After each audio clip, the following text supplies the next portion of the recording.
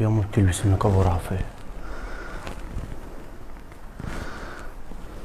يا بتتخفى كده ليه؟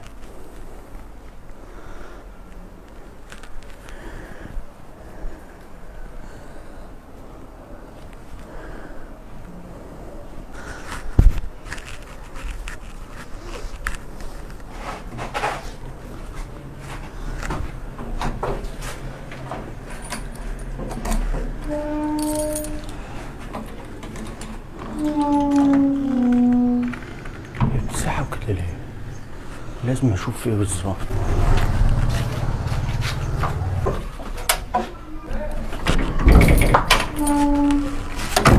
هناك يا بنت.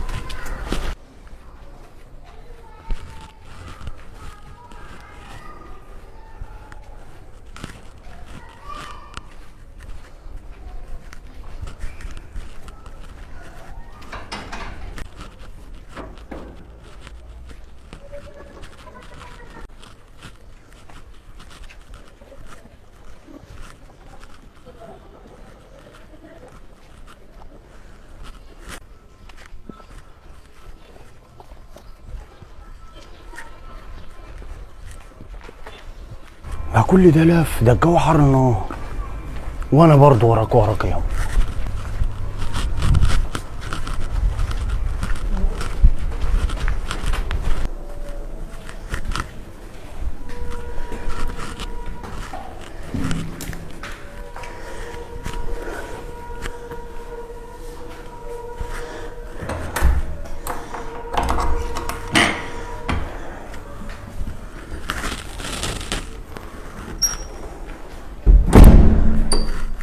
يا نهار اسود، توصل بك ياما تدخلي شويه منفروشي يا خراب الطيخ. ده كل اللف اللي انت بتلفولي ده ياما ترجعي في الاخر تدخلي شقه.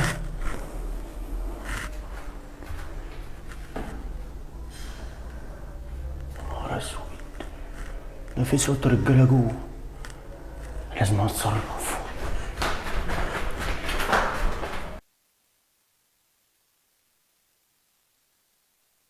توصل بك ياما تدخلي في شقه الرجاله ياما، والله ما انا عارف اقول لك ايه، لا حول ولا قوه الا بالله. ياما ده انت عارفه ربنا ياما، بس انا سامع صوت رجاله يعني، سمعت انا صوت رجاله ياما في الشقه، مانيش كداب. بس انا بقى ياما هفضل ماشي وراكي لو كل يوم عشان اعرف القصه دي هتمشي ازاي. ماشي ياما، انا في نص هدوم، طب انا قاعد لك بقى ياما لحد ما تجيلي من بره، شوف الحوار ده هيرسى على ايه.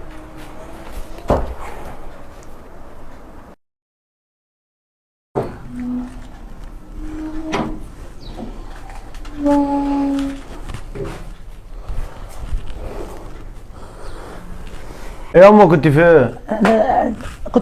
كنت عند صاحبتي اللي جنبينا. انت مالك كده ياما بتهتهي ليه؟ ما فيش حاجه، انت عامل ايه؟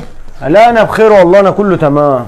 هو انت هنا من بدري؟ اه والله ده انا كنت عايز اكل لقمه بس قلت ما استناكي، بس كلت اي حاجه بقى. ماشي يا حبيبي.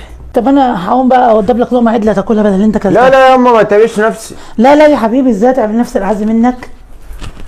يا نهار اسود، تقول لي واحده صاحبتي وانا عيني دي بتكذب؟ يعني شايف كل حاجه بعيني، وانا بقى هفضل وراك كل يوم. لو الموضوع ده هيكلف اسبوع هتنيني وراك واعرف انت بتروح فين بالظبط. يا عم رزق، يا سام، ما بتجيش الشغل اللي فيه ايه؟ سيبني يا سام عشان في موضوع اليومين دول موضوع ايه؟ مترتل دماغي. موضوع ايه طيب؟ شاركني معاه. والله ما عارف اقول لك ايه. قول يا عم، خليني اشركني معاك في الحوار، جايز ابقى ليه حل عندي. امي. امك مالها؟ امي كل يوم بتلبس نقاب، استغربت مفيش الا انا وهي قاعدين في الشقه. تمام. والعيال اخواتي الصغيرين ما انت عارف. تمام. لقيتها بتلبس النقاب في الاوضه فراقبتها، استغربت، انا عمرها ما لبست نقاب. لقيتها بتتسحب وبتبص حوالين نفسها وهي لابسه النقاب؟ وبتطلع البوابه ولفه 3 4 5 6 شوارع في عز الحر. طب وهي والدتك بتلبس نقاب اصلا؟ لا، ما هو ده اللي انا مستغرب منه. تنتني ماشي وراها وطلعت يا اسامه لقيتها دخلت بيت طلعت برضه اتسحبت ودخلت الدور التحتاني ما فيهوش حاجه.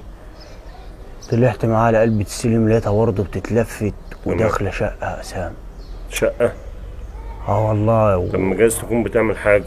يا عم خير ايه اللي هتعمله يا عم اسامه؟ انت ماسك لي خير يا عم؟ هو في حد بيعمل خير يا عم بيلبس نقابه ويلف حوالين نفسه يا عم؟